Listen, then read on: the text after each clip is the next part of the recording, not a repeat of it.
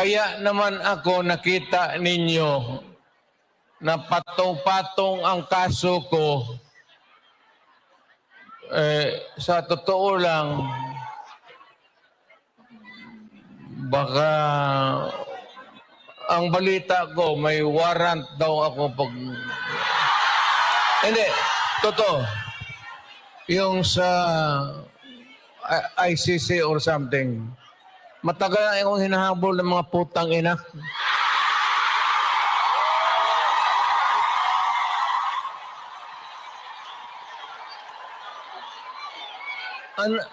Ano man ang kasalanan ko, na ginawa ko man ang lahat sa panahon ko para may konting katahimikan at mapayapa ang buhay ng Pilipino. Ang problema nito, ewan ko kung ang tingin ng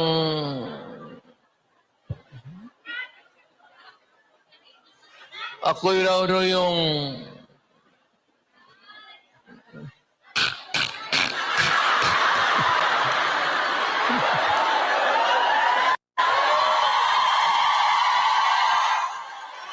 o ganito na lang.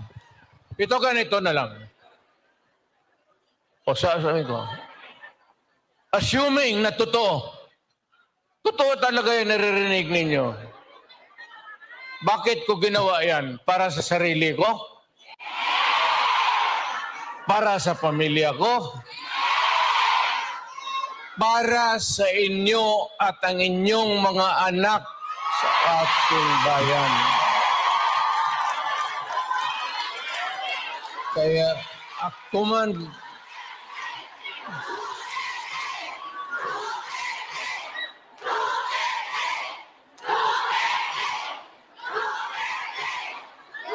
ang higiin ko na lang sa inyo, total, kung ganito man talaga ang swerte ko sa buhay, okay lang, tatanggapin ko yan.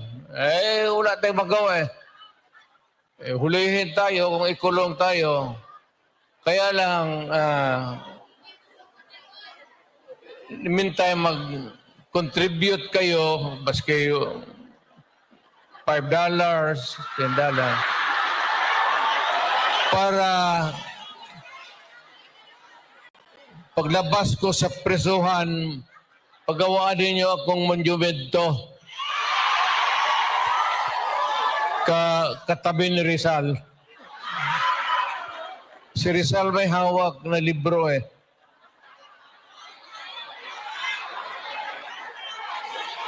Akin.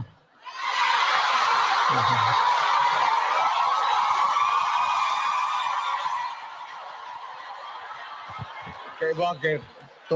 Tumahimik ba ang bayan natin kung Pilipinas hold up dito, hold up. Wala nang ginawa ko ini. Tayo mga ayaw ng gulo, napipilitan tayo to confront evil because nandyan sa harap natin. Sino ba naman gustong pumatay? Putang inang yan.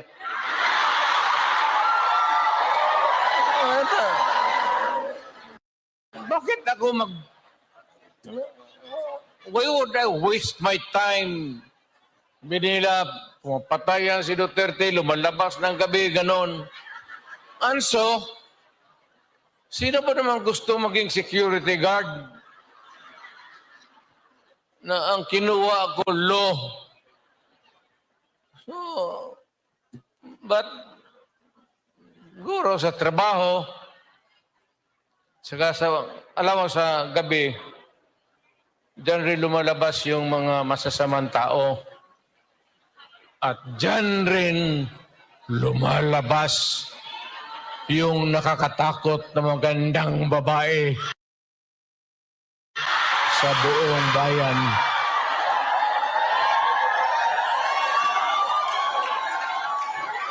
Sino man nakita ninyo maganda sa araw? Nakita?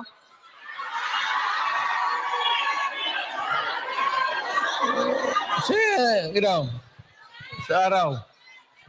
Yung nagtatrabaho, patay ng basket, namamalengke. Pero pagkagabi, makita mo, lumalabas, mga anghel, gising na. Ang mga demonyong putang inatulog na.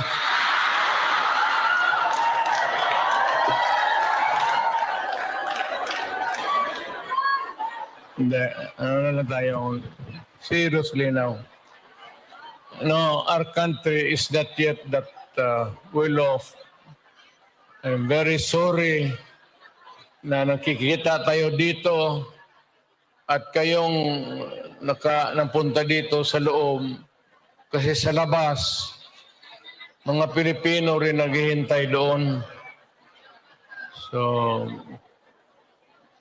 sino may-ari itong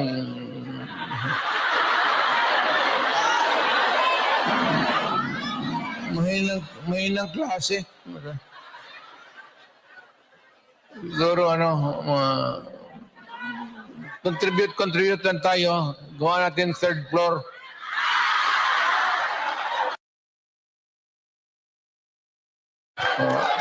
For exclusive use. Para every Saturday makita-kita tayo.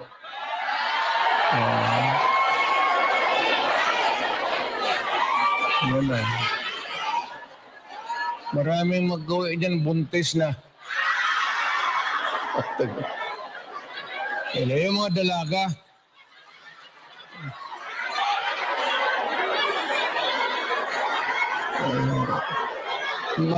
Mahirap kayo walang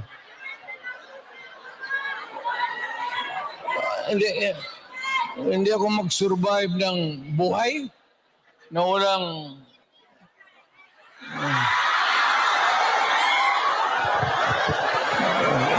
dito pa.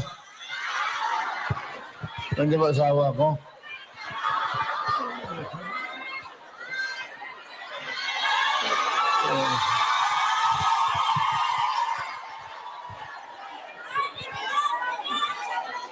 Well, you know, ganito yan. We were not really ordered, but maybe it was a form of an order. But ang dumating sa atin ay request from the Hong Kong authorities that we avoid talking about politics.